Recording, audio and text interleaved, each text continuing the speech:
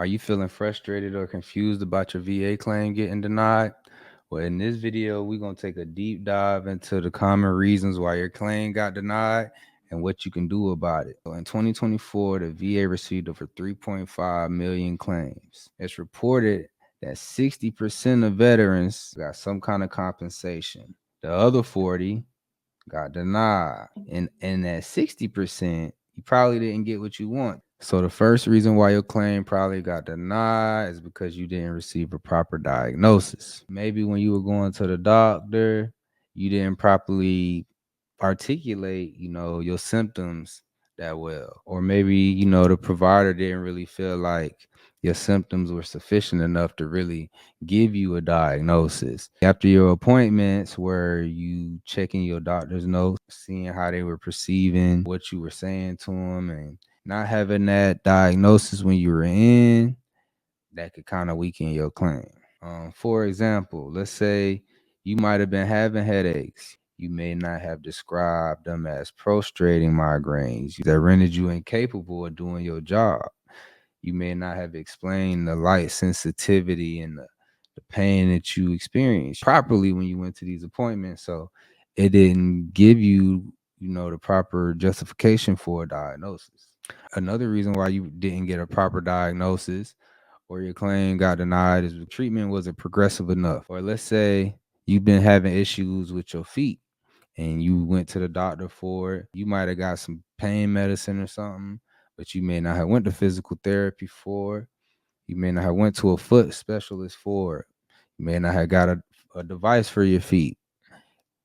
These are things that are looked at when you get rated. Third reason why you might have got denied for your claim is you didn't have any lay evidence, a personal statement. So a personal statement, a lay statement is like the 5 W's for your condition: the who, what, when, where, why, how it happened, how it's affecting your ability to do your job, and how it's affecting your personal life. And you want to have a personal statement for each claim. Evidence comes in different forms. It doesn't always have to be from a visit. It could just be from a DBQ. It could be from a personal statement. So not having that information definitely weaken your claim.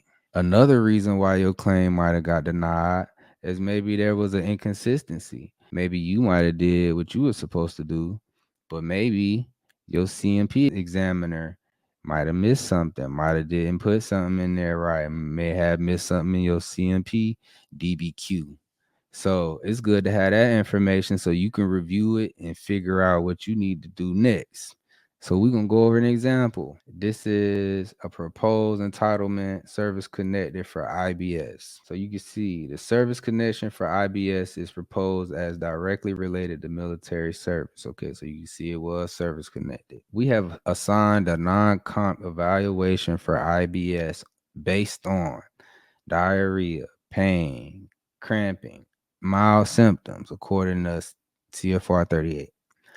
A higher evaluation of 10% is not warranted for IBS unless the evidence shows moderate symptoms demonstrated by frequent episodes of bowel disturbances and abdominal distress. If you go and look at your decision letter, it'll explain to you why you may not have got the rating you was looking for. Go back through your decision letter, look at that information, and it could definitely lead you in the right direction. All right, so boom, we see this, right? Now, this is why you want to have access to your DBQ. Look at this example.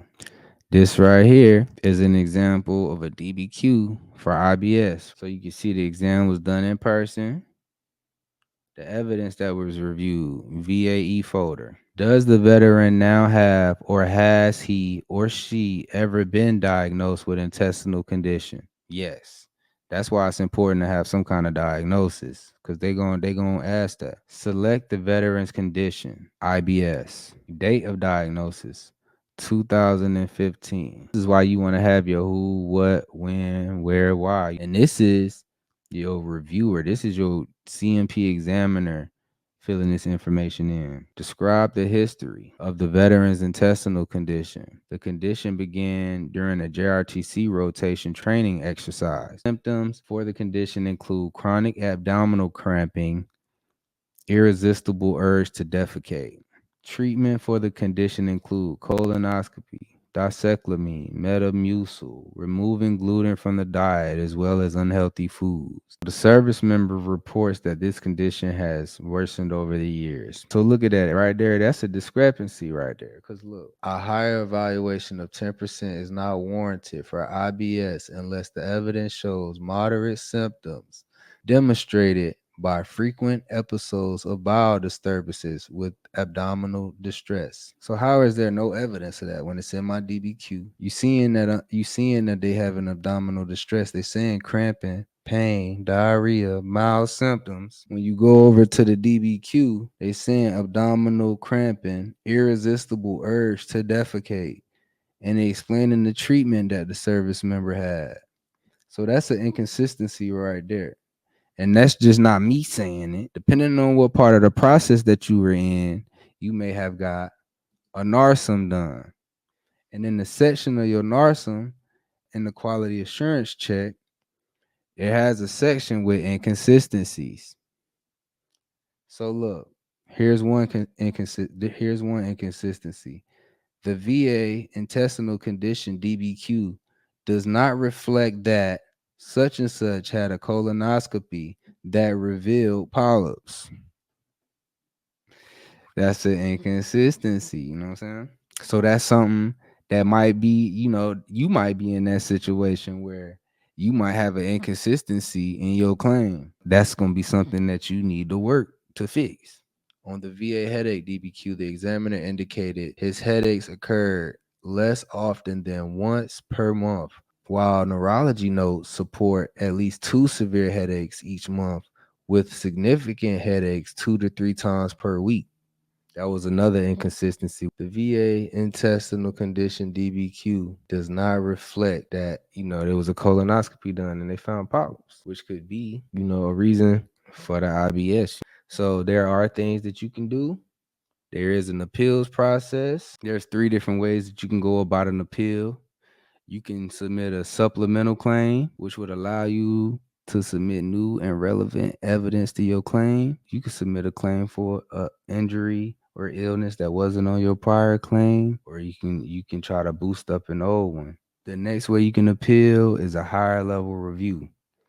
So this will be someone at a higher level who will look over your claim.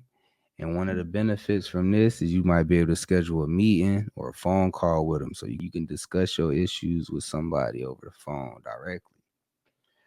The con of this is that you can't submit any new evidence. The next way to appeal is the Board of Veteran Appeals.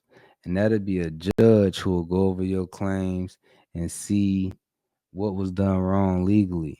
And you also can't submit any new evidence with that either. What most people get worried about when doing appeals, one of their ratings might get reduced. But I think that you should push forward. If you really having issues with this stuff, man, you should equip yourself, get ready, know how to carry yourself with your claims, get ready for these CMPs, and try to get the benefits that you deserve. So yeah, man, we just went through some reasons why your claim may have got denied, and we went over what you can do about them, your options as far as an appeal. So I hope this information was valuable. If it was, make sure y'all subscribe, share with a fellow veteran, and stay tuned for more videos.